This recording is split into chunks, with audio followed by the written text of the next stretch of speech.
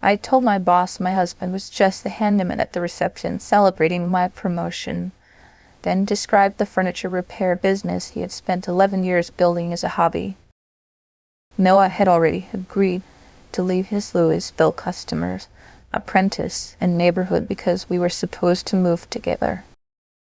I knew both descriptions were false when I used them.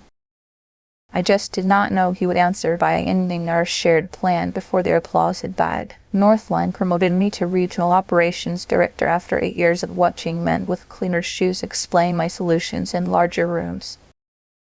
I felt as if somebody had finally called my name at the right volume. On the afternoon of my promotion reception, he stood in our bedroom, fastening the cuff of his blue shirt, and said, "If people ask about the shop, don't make it sound like I'm just tagging along. I'm giving up something real." I kissed his cheek and told him I would never do that. The reception was a standing cocktail open house in Northline's Louisville showroom. Investors circulated among staged hotel rooms and tall tables. Behind the bar stood a walnut drinks cart Noah had repaired after a wheel split during sit-up. He had worked past midnight as a favor to me so I would not have to explain another delay. For an hour, I introduced him as a furniture restorer whose shop had served the neighborhood for a decade. Then Senior Vice President Elaine Mercer arrived. Elaine admired leaders who seemed available for anything. She ran her hand over the repaired walnut cart, asked who had saved it, and then asked whether Noah worked for Northline too. Noah began to tell her about his shop.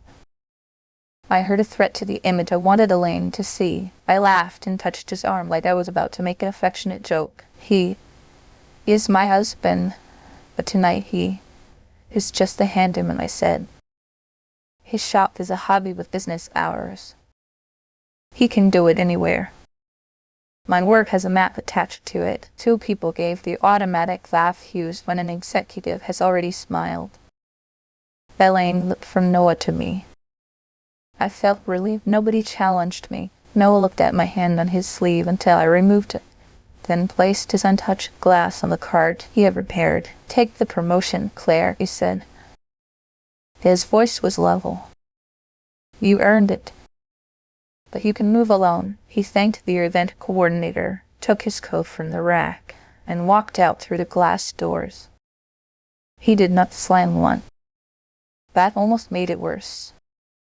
Everyone saw him leave, and there was no dramatic noise I could blame for the silence afterward. I smiled and said Noah was nervous about the move. Then I changed the subject to Raleigh's opening schedule. For the rest of the reception, I stood straighter, spoke faster, and accepted congratulations as if my husband had not just withdrawn from our future beside a tray of goat cheese pastries. The word hobby sounds even worse when I tell the truth about what it replaced. Germantown Furniture Repair occupied an old corner bakery with painted brick walls and a loading door that groaned in winter. Noah repaired split chair frames, stripped cloudy finishes, riddled drawers, and made damaged furniture usable again. He had an apprentice named Mateo, a 6-month waiting list, and customers who stopped by just to ask which glue would hold a loose stair rail. It was not glamorous. It was also not a hobby. When Northline offered me the Raleigh position, Noah celebrated before I did. He brought home sparkling cider because I had an early meeting, cooked the lemon chicken I always requested on birthdays, and drew a little outline of North Carolina on my offer envelope. Then he spent a month figuring out how to dismantle his own life without making me feel guilty about it. He priced workshop space in Raleigh, talked with Mateo about unfinished orders, and accepted that some old machines would cost more to move than they were worth. The only thing he asked was that we call the relocation hours, even though we both knew it was happening for my job. I expected him to cool off before I got home. That expectation came from experience. I was used to Noah absorbing the sharp part of my ambition and returning once I needed something practical. He was sitting at our kitchen table when my Roger dropped me off. The Raleigh apartment listings we had printed earlier that week were stacked in front of him. He pushed them toward my chair. I started with the smallest version of what I had done. I made one bad joke. No, he said. You gave them the version of me you thought would help you. I told him I had been under pressure. I said Elaine valued commitment, and I needed her to know I was not going to become hesitant about the move. You could have told her you were committed, Noah said. You decided the better way was to make my work sound pretend. He was not shouting. He sounded tired, which gave me nothing to fight except the facts. I asked whether he was really going to throw away our plan over one sentence. He looked at me for a long time before answering. I was willing to close a shop I spent 11 years building because I believed we were choosing your opportunity together. Tonight, you made it clear that you saw my part as easy because you never counted what it cost. Then he told me he had already messaged Mateo to say the transition was off. The Louisville shop would stay open. He was not moving to Raleigh. He was not asking me to reject the promotion, and he would not use the marriage to make the decision for me. What about us? I asked. I don't know yet, he said. But I know I'm not closing my life so you can keep calling it portable. The next morning, Noah left for the shop before 7. He had always made coffee for both of us, even on days when he did not want any. That morning the pot was empty. It was not a punishment. He had stopped at the bakery beside his shop because that was where his day was beginning now. Small routines changed before either of us announced them. He no longer asked whether I needed the car on days he collected furniture. I stopped forwarding Raleigh listings to him. The yellow measuring tape we had used to compare apartment walls went back into his work van. At night, he read in the spare room while I sat at the kitchen table answering congratulatory messages from people who assumed we were packing together. For 3 days, I kept describing the reception as Noah's overreaction. I told my sister, Erin, that he had embarrassed me in front of senior leadership. She let me finish, then asked, "What did you expect him to do after you called his business a hobby?" I said she had not heard my tone. Erin said my tone was not the part she was worried about. "You've been telling us for years that Noah can adjust because he's good with his hands," she said. "You say it like being capable means nothing costs him." I wanted her to comfort me. Instead, she reminded me of the shelves Noah had built for my first North London office because our renovation budget ran out. She reminded me that he had closed the shop early to drive equipment to a property opening after our vendor canceled. I had thanked him at home, then told my coworkers I had found a local solution. Once Erin started, I could supply the rest without help. At a neighborhood fundraiser the year before, someone asked why Noah had missed a trade association dinner. I said he preferred working in his little shop. The truth was that he had skipped the dinner to replace a broken display cabinet before my company hosted a client breakfast. When I worked late, it changed his schedule. When I traveled, he handled the house.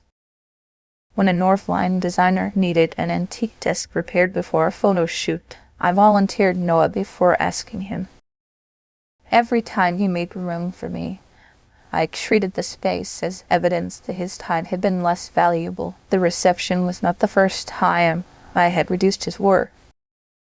It was the first time I had done it directly in front of him after promising I would not. On Monday, Elaine asked me into her office to finalize the relocation calendar. She pointed to the line when Northline had listed Noah as an accompanying spouse and asked whether his move date had changed. My first instinct was to say he needed more time. That answer would have protected the version of me I had sold at the party. It also would have turned Noah's refusal into another temporary inconvenience I expected him to solve. I told Elaine the truth. "Noah isn't relocating," I said. I spoke about his business disrespectfully at the reception, and our plan changed because of it.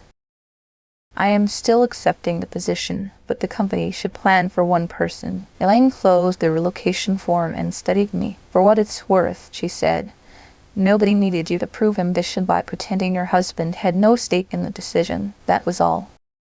She did not fire me or withdraw the promotion. She also did not rescue me by saying everyone understood. I had heard Noah for an advantage that existed only in my head. The damage had already traveled farther than Elaine's table. The event coordinator sent me the first set of reception photographs that afternoon. One caption read, "Claire Benton with Noah, her husband and resident handyman." In the picture, I was laughing toward Elaine while Noah stood beside the cart he had repaired. The coordinator had not invented the phrase. She had heard me use it and assumed I was being affectionate. My first impulse was to delete the caption before Noah saw it. That would have protected me, not him. I called the coordinator and said the wording was mine and it was disrespectful. I asked her to identify Noah as the owner of Germantown Furniture Repair and to note that he had restored the cart after our vendor failed. She corrected the internal gallery without making the conversation dramatic.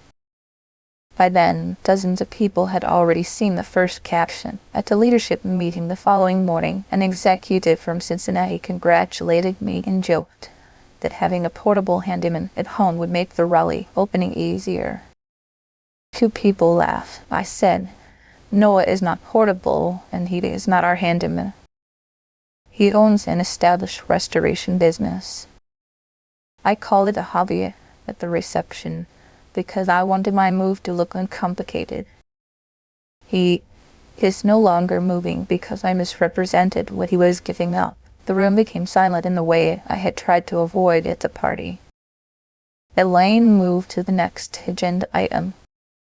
Nobody applauded my honesty, and the promotion remained mine. That was appropriate. Correcting the insult did not make the insult brave. I sent Noah the corrected caption and told him what I had said at the meeting. I did not add that speaking up had been embarrassing. He replied several hours later, "They should have had the truth the first time." He was right. The correction stopped the lie from continuing. It did not restore the future the lie had changed. By then the move belonged to me alone, exactly as he had said at the reception. Northline had offered us a furnished townhouse for the first 3 months in Raleigh. I changed the request to a small one-bedroom apartment near the office. I removed Noah's name from the relocation paperwork and told the coordinator that none of our furniture would be shipped. Then I transferred my promotion bonus into the joint account to replace the money we had spent on scouting trips and deposits. I did not tell Noah about those choices, as if they were gifts. I sent him the updated dates and said I would arrange my own move. I also told him I would not ask him to visit, reconsider, or give me an answer about the marriage before he was ready. He replied, "Okay." That single word was not forgiveness. It was confirmation that he had read the message. A week later, I went to the shop near closing time. I waited outside until the last customer left because I did not want to turn the place into a stage for another marital conversation. Inside, Mateo was sweeping curls of pale wood from beneath the workbench. A woman from down the block was picking up a dining chair no one had repaired. She ran her hand over the back, thanked him twice, and told him her children had eaten every Thanksgiving meal in that chair. I had heard customers say things like that before. Usually, I thought they were being sentimental about old furniture. That evening, I understood they were telling Noah what his work held together. After Mateo left, I apologized without explaining the room Elaine with the pressure I had felt. I told Noah I had used his loyalty to make myself look powerful. I told him I had mistaken the support he chose to give me for proof that his life required less protection than mine. He kept cleaning dried glue from a clamp while I spoke. When I finished, he set the clamp down. "I believe you're sorry," he said. I waited for something after that. There was nothing. Finally, I asked whether believing me changed anything. "Not yet," he said. "You knew this shop mattered before the party. The problem wasn't that you didn't understand. The problem was that you decided it mattered less when saying that helped you." He was right. Recognition after consequence was not the same as ignorance before. Moving day came 5 weeks later. I hired movers for the boxes that belonged only to me. The maple dining table stayed in Louisville. Noah had restored it during our first year of marriage, and we had eaten at it almost every night since. He did not use it as leverage. I was the one who said it should remain in the house until we knew whether we still had a shared home. Noah came to the front door before I left. He asked whether I had the apartment keys and enough water for the drive. Then he told me to travel safely. I wanted to ask him to come with me one last time. I wanted a gesture that would let me believe the marriage was bruised but secure underneath. Instead, I thanked him and got into my car. The Raleigh office opened on schedule. I work longer days now because there is nobody at home quietly handling the pieces I used to forget. I buy dinner on the way back to the apartment. I assemble my own shelves badly. When something wobbles, I hear how often I once said no could fix anything, as though that meant fixing it costs you nothing. We are still married. That is a fact, not a promise about the ending. Not, and I speak on Wednesday and Sunday evenings. Some calls last 40 minutes. Some last 5. He tells me about the shop when he wants to, and I no longer turn his stories into a pause before mine. He has not visited Raleigh. He has not asked me to come home. We have not chosen a date when the distance will end. One Sunday, I heard the bell above his shop door ring through the phone. Noah said a customer had arrived early and he needed to go. For years, I would have been irritated that a chair or cabinet had interrupted me. That night I told him I understood and ended the call. My apartment came with a narrow metal table and 2 chairs. I use one chair for dinner and leave the other tucked beneath a window. After Noah hung up, I set my phone beside my plate and listened to the air conditioner cycle on. Back in Louisville, our maple table was still covered with the small marks of a life we had built together. In Raleigh, there was no mark where another plate should have been. I ate alone at the table I had chosen when I finally stopped assuming my husband would move wherever I pointed.